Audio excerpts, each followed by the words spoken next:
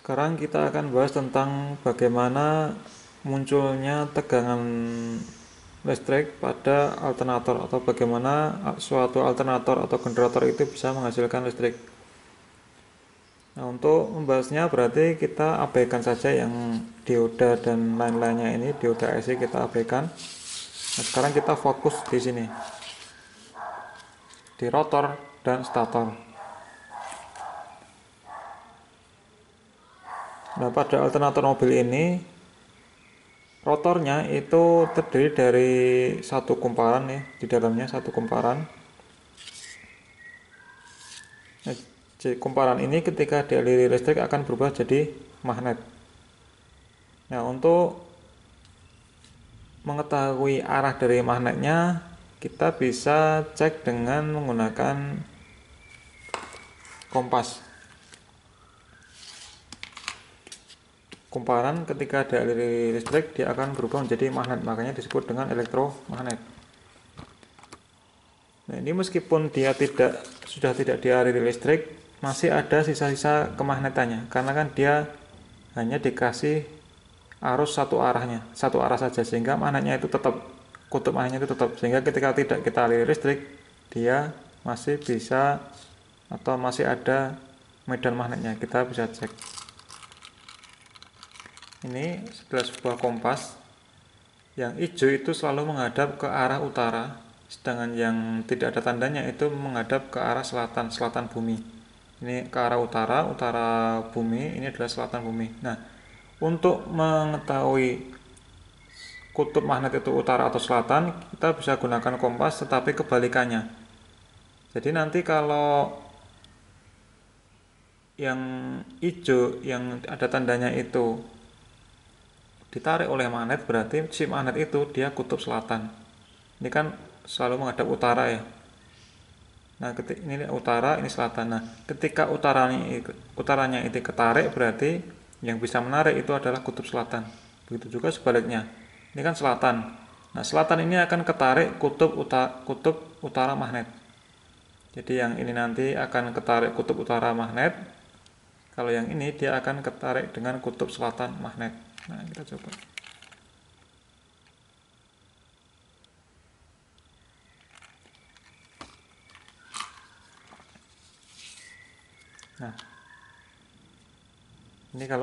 Nah, ini kan arah bumi ya. Arah utara, arah selatan. Ketika kita dekatkan sini, ini arah selatan tuh ketarik oleh magnet. Berarti ini adalah kutub utaranya. Ini kutub utara. Sedangkan yang ini kalau kita balik, nah, ini berarti kutub selatan. Ini kutub utara, ini kutub selatan. Nah, hadapnya rotor itu kan gini ya, arah putarannya kan gini. Ini kan depannya, dia kan searah jarum jam. Nah, kalau dilihat dari depan alternator itu berarti sini adalah kutub utara, ini adalah kutub selatan. Nah, ya, dia selalu menarik jarum yang selatan, sehingga ini adalah kutub utara, adalah kutub selatan. Oke.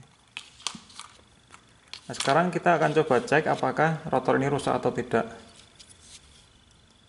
Nah, kan idealnya itu listrik itu hanya mengalir dari slip ring ini kemudian ke lilitan kemudian keluar di slip ring yang luar. Berarti tidak boleh ada hubungan antara lilitan maupun slip ring dengan bodi. Kalau ada hubungan dengan bodi berarti ada korsleting, ada kawat email yang sudah mengelupas sehingga terkena bodi. Nah, kalau terkena bodi berarti kan tidak membentuk kumparan lagi. Ketika tidak membentuk kumparan lagi berarti tidak terjadi magnet. Nah, jadi yang bagus itu adalah tidak boleh ada hubungan antara slip ring dengan bodi. Kita coba cek.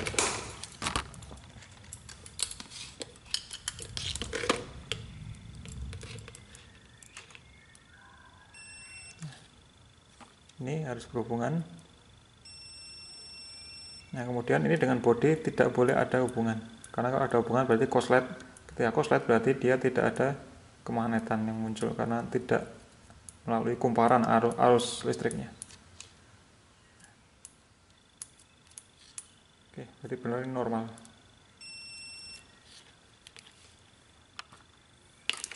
Nah, sekarang kita akan menganalisis atau mengidentifikasi mana yang kutub utara, mana yang kutub selatan. Tadi sudah kita coba ya, kita buktikan bahwa yang depan itu adalah kutub utara, yang belakang adalah kutub selatan.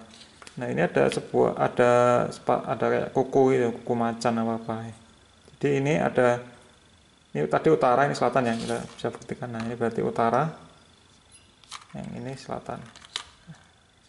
Utara selatan berarti besi yang ini yang menjorok ke tengah ini adalah nanti menjadi kutub utara magnet, sedangkan yang bagian yang sini itu menjadi kutub selatan magnet. Seperti ini. Utara, utara, utara, utara, utara. Jumlahnya 6. Ini adalah selatan, selatan, selatan, selatan, selatan, selatan. Nah, di jumlah dia ada 6 kutub utara dan 6 kutub selatan.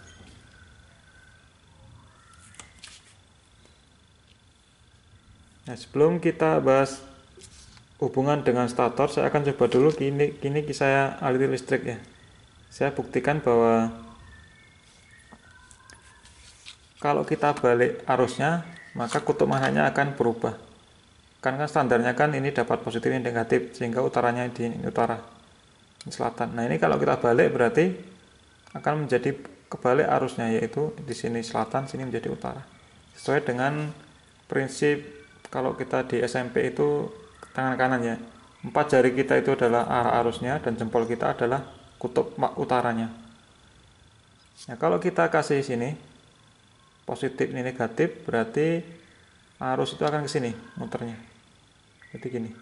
Nah, berarti utara, sini selatan. Kalau kita balik, ini positif ini negatif, berarti arah arusnya adalah akan seperti ini. Nah, kalau kebalik berarti gini. Ini utara, ini selatan. Nah, ini kan sisanya kan tadi sisa magnetnya kan masih ada dari aslinya ya, karena dia selalu dikasih seperti ini, selalu dikasih utara selatan arusnya seperti ini, berarti dia akan menjadi magnet utara selatan secara permanen meskipun kecil ya. Nah, nanti kan saya akan coba saya rubah gini, nanti di sini akan berubah menjadi utara dan sini akan berubah menjadi selatan. Nah, ini kita lihat bahwa defaultnya atau asalnya dia utara selatan. Nah, kalau saya kasih arus sesuai dengan aslinya, itu akan semakin kuat utaranya. Positif, negatif.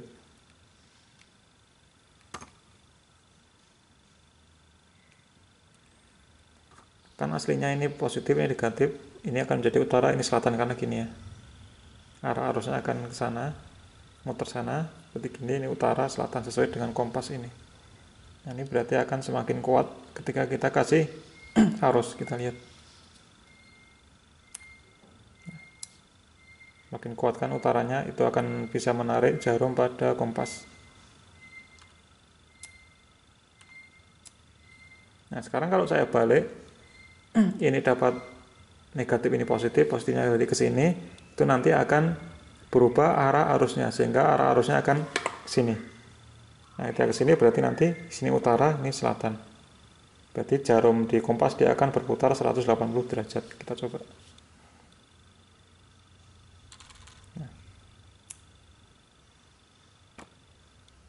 Nah, itu kutub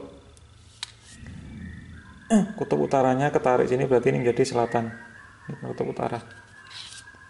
Jadi sini saya balik. Ini ketika saya balik ini, nah,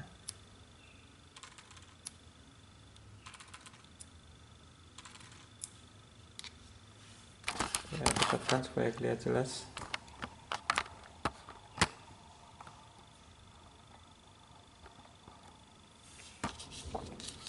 Ini asli sesuai bawaan mobilnya gini. Nah, ini berarti selatan, utara selatan. Kalau saya balik ini jadi selatan utara. Tapi kita nanti ikuti aja yang standarnya itu gini. Jadi kita jadikan ini utara, ini selatan.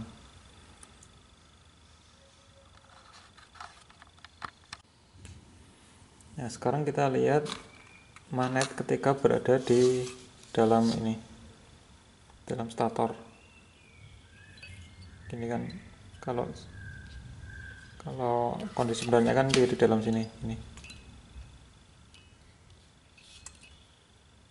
di dalam gitu. Nah,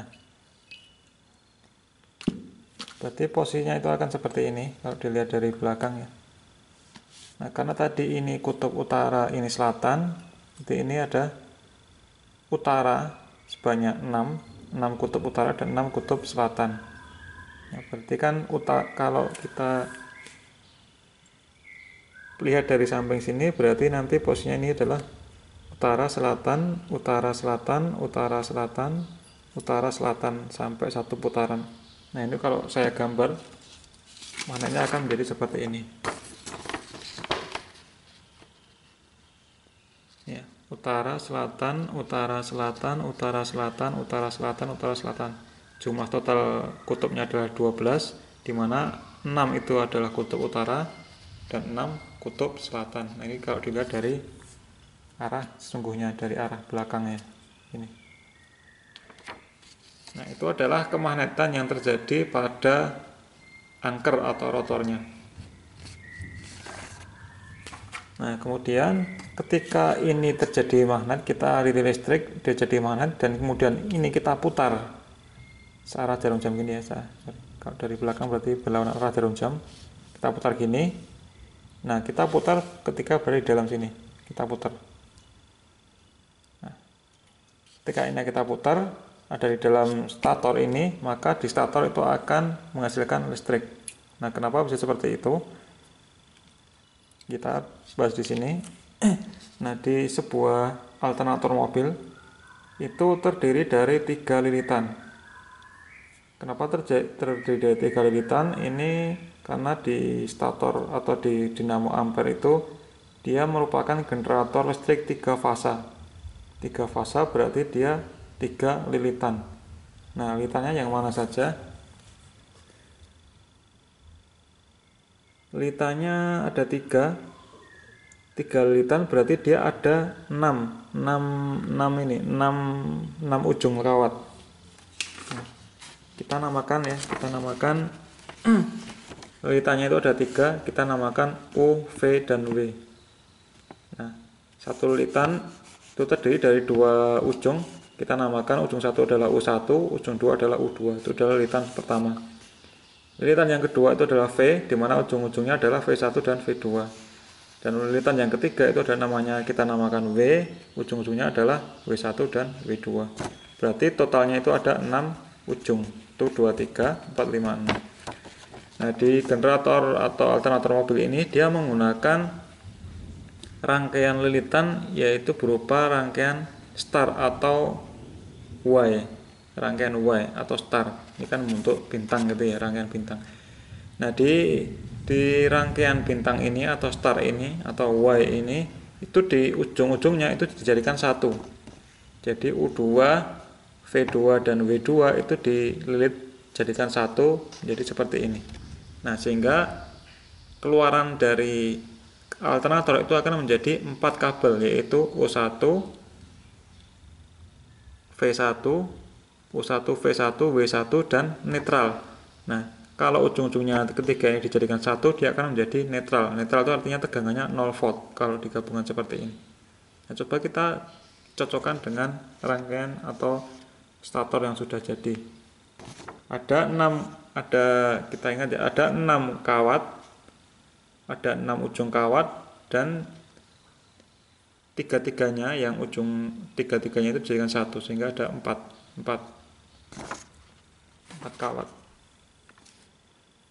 Nah, kita lihat ini ada 3 jadikan satu, berarti itu adalah antara U2, V2 dan W2 itu jadikan satu menjadi satu kawat. Nah, sedangkan berarti yang lain ini adalah U1, V1 dan W1. Nah, ini terbukti bahwa ini 3 fasa dan ada 6 ujung kawat, sedangkan 3 diantaranya jadikan satu, sehingga sisanya menjadi 3 kawat. Oke, itu adalah rangkaian generator atau lilitan 3 fasa dengan menggunakan rangkaian star atau bintang atau Y. Nah, sekarang kita akan identifikasi bagaimana arah alur dari lilitan-lilitannya sehingga dia bisa menghasilkan listrik. Nah, untuk dinamo ampere mobil Katana ini dia memiliki 36 slot. Maksudnya slot itu adalah seperti ini. Ini adalah satu slot. Satu slot itu nanti digunakan untuk mengisi kawat-kawatnya, itu ada satu slot. Kalau di jumlah 1, 2, 3, 4, 5, 6, 7, 8 dan terus, itu jumlah totalnya adalah 36 slot. Nah, untuk mempermudah ini saya namakan slot 1 yang ini ya. Saya namakan slot 1 yang ini. Yang kawat yang paling lilitan yang paling keluar itu saya namakan dengan slot 1 di sini untuk sebagai patokan. Slot 1, kemudian 2, ini berarti yang 1 itu yang ini. 1, 2, 3, 4, 5, 6 dan terusnya sampai 36. Nah, kemudian setelah kita tahu 36 slot, sekarang kita lihat model dari lilitannya. Nah, model lilitannya itu ternyata dia modelnya zigzag ya. Jadi tidak seperti yang rotor. Rotor kan dia membentuk lingkaran ya lilitannya. Nah, sedangkan di dinamo ampere ini statornya dia berbentuk zigzag. Kita lihat ya, ini dari sini masuk sini, keluar sini, sini. Nah, sini, sini. Dia zigzag ya. Nah, zigzagnya itu dia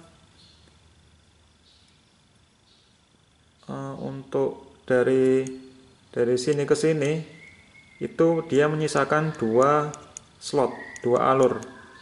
Ini misalkan alur dari sini ke sini itu adalah, misalkan dihitung ini 1 ya, 1, 2, 3, 4, berarti ini adalah yang nomor 4, ini nomor 1 ya, nomor 1, nomor 4. Nah, itu berarti ada 2 dan 3, ada 2 slot yang dilewati untuk tiap langkahnya, tiap langkah zigzagnya. Ini ke sini, itu di dalamnya ada 2 slot yang kosong untuk lilitan yang lain. Ini ke sini, ini ada 2 slot yang kosong. Ke sini dia ada melewati 2 slot. Nah, kenapa dilewati 2 slot? Karena kan kita akan memasang 3 lilitan. Jadi yang 2 slot itu nanti buat lilitan yang V dan W. Misalkan ini kan lilitan U-nya. Nah, berarti di tengahnya 2 nanti untuk memasang lilitan V dan W. Nah, jadi kita sudah tahu bahwa dia menggunakan bentuk zigzag ini. Kemudian dia langkahnya itu adalah melewati 2 slot. Nah, kemudian untuk mempermudah membayangkannya, saya akan gunakan standarnya atau untuk membayangkan ini kan. Jadi kita lihat dari sini ya, kita lihat dari belakang alternator. Kalau dia masuk ke sana, kita simbolkan dengan lingkaran, kemudian kita kasih tanda silang di dalamnya. Ya, kalau kita melihat anak panah itu seperti ini. Ini kan sudah saya gambar ya. 1 itu 1, 2, 3 ini slotnya. Dan dari 1 ini saya kasih lingkaran, kemudian ada kasih silang. Silang berarti seperti kita melihat anak panah dari belakang. Nah, berarti arah dari alurnya itu adalah ke sana, ke belakang sana. Jadi ini tadi ya, ini yang posisi seperti ini. Ke belakang berarti ke sini, dalam sana, kemudian ke depan sini, belakang sana. Nah, ini berarti kalau silang ini berarti daerahnya ke masuk sana, masuk, kemudian keluar, masuk sana, keluar sini. Ini kan dilewati 2 slot ya, dilewati 2 slot. Jadi ini untuk lilitan O, ini O ya, masuk, keluar, dan masuk, keluar. Nah, ini untuk yang lilitan O. Kemudian yang tengah nanti untuk lilitan V, dan yang atas untuk lilitan W. Ini untuk penggambaran saja.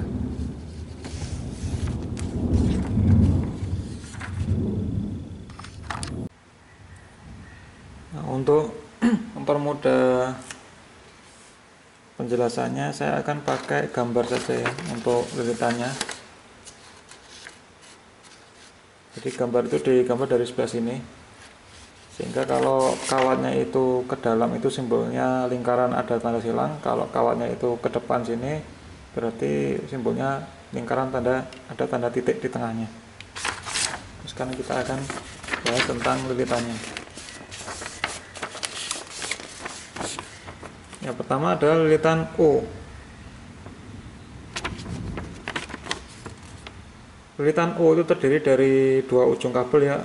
Ujung yang awal adalah U1, ujung akhirnya adalah U2.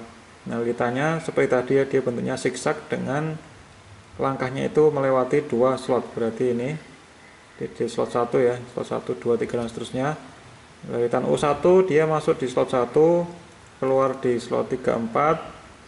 Masuk lagi, jadi masuk ke sana, keluar, masuk, keluar, masuk, keluar, keluar, masuk, keluar, masuk, keluar, masuk, keluar, masuk gitu terus berulang-ulang sampai jumlah kawatnya yang masuk itu sesuai dengan standarnya, dan dia keluarnya itu dibuat di slot 34.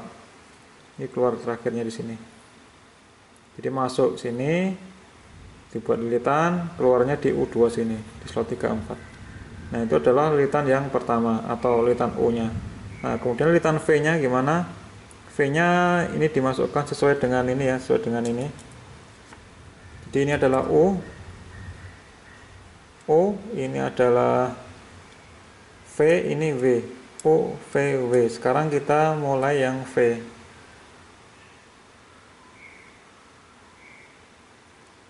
Nah, V-nya itu dimulai dari slot yang nomor 27. Ini sama ya. Masuk, kemudian keluar melewati dua alur. Masuk, keluar. Dan masuk, keluar. Masuk, keluar, masuk, keluar, masuk, keluar, masuk, keluar. Terus sampai jumlah lilitannya sesuai bawaannya. Dan dia kita buat keluarnya di slot 30. V2. V1 masuk di kumparan, keluarnya di V2. Nah, sedangkan W2 gimana? W2 juga sama, tapi kita mulai dari yang 23, yaitu yang ini. Udah W, masuk, keluar, masuk, keluar, masuk, keluar, masuk, keluar, terus, dan kita buat keluarnya itu di sini, di slot yang 32. Nah, jadi untuk lilitan O itu ujungnya adalah sini, U1 dan U2. Lilitan V itu adalah sini, V1, ini V2, dan lilitan yang ketiga yaitu W, yaitu yang W1 dan W2. Nah, kemudian U2, W2 dan V2 ini kita gabungkan menjadi satu, keluaran, yaitu yang ini. Jadi ini adalah U1, kemudian ini adalah U1, V1 dan W1. Ini antara U2, V2 dan W2 jadikan satu. O, lilitan U, lilitan V, lilitan W. Nah, tadi ya untuk alurnya seperti tadi. Nah, dengan demikian seluruh slot itu akan terisi oleh kawat email atau kawat tembaganya. Nah, hasil akhirnya adalah seperti ini. Gitu ya. Jadi bentuk atau langkah lilitannya antara U, V, dan W itu sama, cuma dia hanya bergeser satu saja. Antara U, V, W itu hanya berjarak satu slot. Tapi untuk bentuk arah lilitannya itu sama, persis. Nah, sekarang saya akan pakai ini untuk menjelaskan bagaimana magnet listrik itu terjadi. Nah, ini kita tahu bahwa tadi di rotornya itu akan membentuk magnet utara-selatan. Seperti ini. Bentuk utara-selatan. Terus jumlahnya adalah 12, di mana 6-nya itu adalah utara dan 6-nya lagi adalah selatan. Nah, sekarang kita bayangkan ketika magnet ini kita putar. Entah ke sini atau ke sini ya. Kalau ini berarti arah jarum jamnya adalah sini ya. Jadi rotor itu kita putar, kalau dilihat dari belakang itu berlawanan arah jarum jam seperti ini. Nah, Ini satu kutub, kita lihat satu kutub dia akan berada di kumparan. Misalnya kumparan U, kita lihat yang kumparan U-nya dulu ya. Kumparan U. Nah, sebelum kita harus pahami arah dari arus ketika kita gerakkan magnet.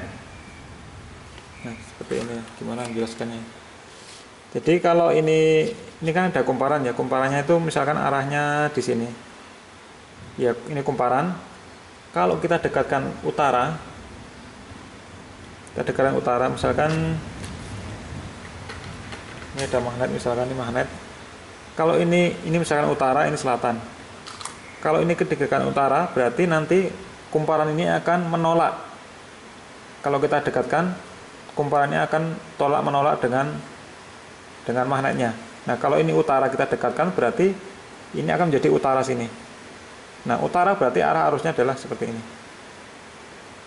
Gini ya, berarti arah arusnya gini.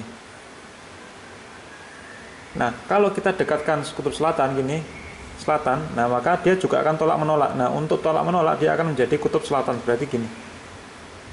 Nah, jadi arah arusnya akan seperti ini. Jadi kebalikannya ya. Kalau kita dekatkan utara, arah arusnya akan gini supaya dia membentuk kutub utara. Kalau kita dekatkan selatan, berarti dia akan menjadi magnet selatan, yaitu arah utaranya, arah arusnya akan seperti ini. Sorry, gini ya. Jadi kalau ini utara gini dekatkan, dia akan menjadi kutub utara, berarti arah arusnya gini sesuai dengan tangan kanan kita. Kalau kita gerakkan kutub selatan, maka arah arusnya akan kebalikannya, yaitu ke sini, supaya dia akan menjadi selatan, sehingga tolak menolak. Sehingga konsepnya itu kumparan itu akan selalu menolak gerakan dari magnet. Nah, supaya terjadi tolak menolak, berarti kutub yang dihasilkan itu akan sama dengan yang kita dekatkan. Kalau kita dekatkan utara, berarti dia akan menjadi kutub utara supaya tolak menolak. Kalau kita dekatkan kutub selatan, dia akan menjadi kutub selatan supaya tolak menolak. Nah, itu juga berlaku pada ini, pada alternator ini atau generator. Jadi ini ada selatan. Kalau ini kita putar kan berarti ini ya. Kalau selatannya itu mendekati ini kumparan, berarti dia kumparan nanti akan menjadi selatan, akan menjadi kutub selatan. Nah, kalau nanti setelah selatan terlewati diganti dengan utara, maka di sini juga akan berubah menjadi kutub utara. Jadi kalau dia yang mendekati itu kutub selatan, kumparan itu akan menjadi kutub selatan. Kalau dia didekati kutub utara, dia akan menjadi kutub utara. Nah, sekarang kita bayangkan kondisi seperti itu untuk menganalisis arah arusnya. Nah, supaya lebih gampang menjelaskan, saya pakai yang barang aslinya lagi. Jadi kita akan menganalisis ketika rotor itu berputar, arah dari arusnya itu kemana. Nah, kita akan menganalisis untuk satu kabel saja, satu kumparan, yaitu yang kumparan yang O. Nanti yang V sama W itu akan menyesuaikan. Nah, kita akan menganalisis bagaimana arah arus yang terjadi pada kumparan U, yaitu yang ini. Masuk sini. Kumparan U kan yang terlihat ya, yang paling luar ini adalah kumparan U, kita namakan. Ini kan arahnya ke sini ya, sini. Masuk sini, keluar. Kemudian masuk, keluar. Masuk lagi, keluar. Masuk, keluar, terus keluar. Masuk, keluar. Kemudian masuk, keluar. Nah, kemudian keluarnya di sini. Nah, ini berarti U itu adalah yang ini, U1 masuk, keluarnya adalah di U2 sini. Nah, sekarang arah arusnya itu dari sini ke sini, atau yang dihasilkan dari generator itu ini positif atau ini negatif. Positifnya itu yang ini atau yang ini, bolak-baliknya itu seperti apa dulu. Jadi kalau arusnya itu sini positif, berarti ini negatif, berarti arah arusnya adalah ke sini, keluar sini, dari sini, keluar sini. Ini pun juga sama, ini ke sana terus sampai dia akan melingkar ya, sampai akhirnya dia akan jadi satu, dikumpulkan di sini. Berarti kalau arusnya itu ke sini, keluar sini, berarti kalau arusnya arahnya seperti itu, berarti ini positif, ini negatif. Sebaliknya kalau arah arusnya itu ke sini, ini berarti ini jadi positif, ini negatif. Saya ulangi lagi. Kalau arah arusnya itu ke sini, dari sini ke sini, berarti ini adalah positif, ini negatif. Kalau arah arusnya itu ke sini, sini, berarti ini jadi positif, ini negatif. Nah, jadi kan arusnya nanti adalah bolak-balik. Nah, kapan ini jadi positif dan ini kapan jadi negatif, ini tergantung dari magnet yang dilalui oleh kumparan tersebut. Nah, di awal tadi sudah kita bahas bahwa untuk rotor ini adalah utara, ini adalah selatan. Ini utara, jumlahnya 6, dan ini adalah selatan. Sekarang saya akan coba pasangkan di sini.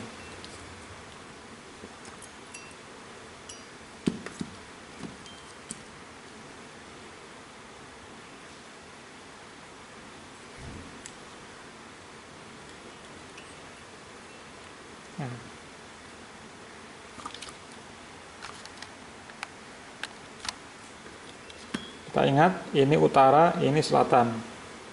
Utara, selatan, dan seterusnya. Ini, muter sini. Nah, ini bisa kita lihat bahwa satu langkah kumparan, ya, satu langkah kumparan itu space ini dia cukup untuk satu kutub magnet saja. Kita lihat di sini. Ini itu lebarnya itu adalah pas atau kira-kira hampir sama dengan jarak langkahnya, jarak langkah kumparannya ini. Kan kumparannya ini kan dari sini ke sini kan dia disisakan dua slot. Nah, lebarnya ini itu pas untuk menampung satu kutub magnet. Nah, sekarang kita akan simulasikan gerakannya, kan masuk sini ya. Sini, ini kan pas ya lebarnya kira-kira. Nah, sekarang saya akan buka sini. Nah, ini andaikan bayangkan ini itu ada di dalam sini. Kemudian saya gerakkan. Jadi kita fokus di kumparan yang ini ya. Fokus kumparan yang ini. Yang sini, kemudian ke sini. Kan ini kelihatan ya, ini adalah ujung U1, ini adalah ujung U2-nya. Jadi sebagai contoh untuk menganalisis kita hanya fokus di satu kumparan ini, satu langkah ini, zigzag ini. Nanti yang lain kita akan mengikuti lebih gampang. Nah, bayangkan ini utara, ini selatan, ini selatan. Berarti kalau ini misalkan dia bergerak ini, dia mendekati kumparan sini, utara mendekati kumparan. Berarti seperti teori tadi, berarti kumparan ini akan menghasilkan magnet yang melawan rotornya atau magnet rotornya. Ketika yang mendekati itu adalah magnet utara, berarti di kumparan akan muncul juga magnet utara. Ini utara. Nah, magnet utara berarti dia sesuai dengan aturan tangan kita, yaitu berarti gini ya. Kan jempol kita utara. Nah, supaya di dalamnya itu utara sehingga menolak magnet ini, berarti arahnya sini. Nah, berarti arah arusnya adalah seperti ini. Nah, berarti ini akan menjadi positif karena akan utara sini. Positif. Jadi ketika kumparan ini didekati oleh magnet utara, maka ini menjadi positif. Nah, secara otomatis ini akan menjadi negatif karena arusnya adalah seperti ini. Nah, bagaimana dengan yang di sini? Yang di sini misalkan. Tadi di sini arah arusnya adalah ke sini, keluar sini. Nah, bagaimana yang di sini? Kalau di sini utara, berarti di sini itu didekati oleh kutub selatan. Kutub selatan ini. Nah, karena ini kutub selatan, berarti yang bagian sini itu akan menghasilkan kutub selatan juga. Nah, kutub selatan berarti gini. Nah, berarti arah arusnya adalah ke sini. Nah, kita bayangkan tadi, kita ingat tadi yang ketika ini didekati utara, dia akan arusnya ke sini. Nah, sebelah sini itu didekati selatan sehingga arusnya akan ke sini. Nah, ini kita bisa bayangkan di sini arusnya ke sini untuk kutub utara, di sini arusnya ke sini untuk kutub selatan. Nah, dengan demikian akan saling menguatkan antara arus yang di lilitan ini dengan arus di lilitan di sini. Karena saling menguatkan berarti ya yaudah, ini berarti akan saling menguatkan, akan membentuk satu arus, tergabung menjadi satu arus. Nah, makanya di sini ini kita perlu utara dan selatan. Supaya apa? Supaya arus yang ada di tiap-tiap kumparan itu saling menguatkan. Nah, posisi seperti ini berarti ini utara. Ini positif, ini negatif. Karena tadi arusnya gini ya, ini. Terus sampai akhirnya kembali lagi ke sini. Ini positif, ini menjadi negatif. Nah, ini adalah kasus ini ketika didekati oleh kutub utara. Nah, kan ini kan berputar ya posisinya. Nah, kemudian utara akan lewat, akan digantikan oleh kutub selatan. Nah, berarti yang ini itu didekati oleh kutub selatan, yang ini itu didekati dengan kutub utara. Nah, apa yang terjadi? Ini kutub selatan, berarti nanti kumparan di sini itu juga akan membentuk magnet selatan. Di dalamnya ini membentuk magnet selatan. Nah, supaya menjadi magnet selatan berarti arah arusnya adalah ke sini. Ini kan? Ini atas utara berarti dalamnya selatan supaya melawan magnet ini. Nah, berarti arah arusnya adalah ke sini. Ini. Sini. Nah, berarti ini positif, ini negatif karena arah arusnya ke sini. Nah, bagaimana dengan yang di sini? Di sini itu karena tadi yang sebelah sini itu didekati kutub selatan, berarti yang di sini adalah kutub utara. Nah, supaya di dalamnya sini muncul kutub utara, berarti gini arah arusnya. Ya kan? Gini ke dalam sana. Berarti arah arusnya adalah ke sini. Berarti gini. Nah, yang kumparan sebelah atas ini itu arahnya arus ke sini, kemudian yang sini itu arah arusnya ke sini. Berarti kan saling menguatkan. Sama kayak tadi. Tapi arahnya berbeda, arah dari yang awal tadi ya. Kalau ini saling menguatkannya ini negatif, ini positif. Kalau yang pertama tadi saling menguatkannya ini positif. Kalau yang akhir tadi ya, yang akhir tadi karena arah arusnya ke sini saling menguatkan, berarti ini saling dikuatkan menjadi negatif, yang ini positif. Kalau yang pertama tadi kan ini positif, ini negatif. Sehingga untuk langkah yang kedua ini itu arah arusnya akan kebalikan dari yang awal tadi. Yang kedua ini kan arah arusnya ini jadi negatif ke sini, ini positif. Nah, sedangkan yang awal tadi ini positif, ini negatif. Nah, jadi akan muncul arah atau aliran arus bolak-balik. Jadi saya ulang lagi, ketika ini didekati dengan utara, ini ya, ini didekati dengan kutub utara, ini jadi positif, ini jadi negatif. Dan ketika ini didekati dengan kutub selatan, ini jadi negatif, ini jadi positif. Ketika ini dekati utara lagi, gini posisinya, ini akan menjadi positif, ini negatif. Artinya arus itu akan mengalir ke sana dan masuk ke sini. Kalau ini kena yang selatan, arusnya akan dari sini ke sini. Ini jadi positif, ini jadi negatif. Nah, begitu seterusnya. Berarti untuk satu pasang utara dan selatan itu akan menghasilkan satu gelombang, yaitu positif dan negatif. Itu untuk gerakan untuk ketika dilalui kutub positif, kutub utara dan selatan.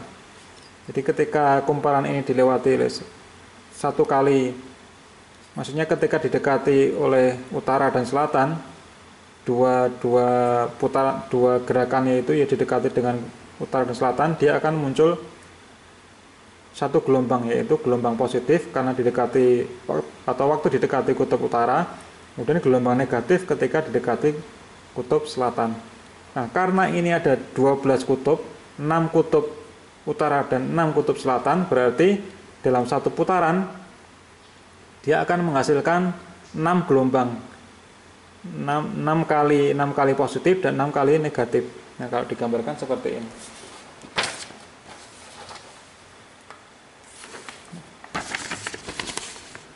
Nah, seperti ini. Ini untuk yang U saja, yang U saja ini. Tadi kan kalau dilewati oleh satu kutub utara itu menjadi positif sinyalnya. Ketika dilewati kutub selatan dia menjadi negatif.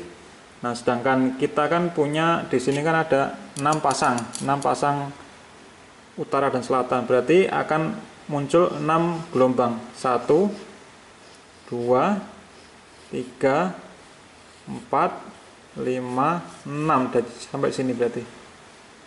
Atau dengan kata lain, akan dalam satu putaran itu akan muncul positif sebanyak 6 kali. 1 2 3 4 5 6, dan juga arus negatif atau tegangan negatif 6 kali juga, yaitu akibat 6 kali dilewati oleh kutub selatan. 1 2 3 4 5 6. Nah, totalnya berarti ada 12. 1 2 3 4 5 6 7 8 9 10 11 12, karena ada 12 kutub yang dibuat di rotornya. Nah, itu baru sinyal dari satu lilitan, yaitu lilitan U saja. Ini U tadi kan ini sama sini. Nah, sekarang bagaimana dengan V dan W? V dan W sama saja, bentuknya sama. Ketika satu putaran itu juga akan terbentuk 6 gelombang atau 12 seperti ini, 6 gelombang sini. Nah, bedanya karena letak dari lilitannya itu selisih satu slot ya antara U, V, dan W, akibatnya itu tidak berimpit tegangannya. Dia akan membentuk sudut 120 derajat. Sebagai contoh ini misalkan U seperti ini, maka V-nya adalah seperti ini. Nah, V-nya itu akan seperti ini. Terus. Nah, inilah yang disebut dengan listrik 3 fasa. 3 fasa artinya fasa itu adalah tidak berimpit. Fasa itu artinya dia memiliki sudut tertentu. Nah, ketika dikonstruksi seperti ini ya, tadi karena satu ini kan maksudnya antara satu lilitan dengan lilitannya satu ini, satu kumparan ini kan diisi oleh 3 ya. Ini kan satu kumparan O, di tengahnya masih ada 2. Nah, 2-nya itu kan diisi oleh lilitan V dan W. Nah, akibatnya akan terbentuk sudut 120 derajat beda fasanya. Artinya dari sinyal dari satu kawat ini, satu lilitan ya U dengan V dengan W itu akan berjarak 120 derajat. Nah, 120 derajat itu sebenarnya bukan semata-mata karena konstruksinya ya. Misalkan ini lilitan U, kita kasih sini lilitan V, lilitan W, bukan seperti itu, bukan seperti ini maksudnya. Ini kan sudutnya 120 derajat antara ini dan sini 120 derajat masing-masing. Nah, itu sebenarnya tidak harus disebabkan karena letak dari lilitannya itu benar-benar 120 derajat, bukan seperti itu, tetapi kita ngitungnya itu dari sinyalnya. Nah, satu gelombang itu kan kita sudah disepakati di pelajaran SMP maupun SMA ya, bahwa satu gelombang itu adalah 360 derajat atau satu putaran. Nah, sehingga setengah putaran ini adalah 180 derajat. Setengah putaran. Nah, dengan demikian kalau sinyal 3 fasa ini kita gambarkan, antara U, V, dan W itu nanti jaraknya adalah sekitar 120 derajat. Antara U dengan V 120 derajat, kemudian antara V dengan W 120 derajat. Nah, itu adalah teori dari generator 3 fasa. Nah, seperti itu. Penjelasannya bagaimana sinyal listrik 3 fasa itu terbentuk pada alternator. Nah, sekarang akan saya coba rakit, kemudian kalau berhasil sih akan saya ukur ya. Saya akan menunjukkan gelombang atau tegangan dari alternator untuk tiap-tiap fasa, tiap-tiap kumparannya antara U, V, dan W. Apakah benar dia akan membentuk sudut 180 derajat. Nah, semoga saya bisa mengukurnya. Tapi sebelumnya akan saya rangkai dulu ini.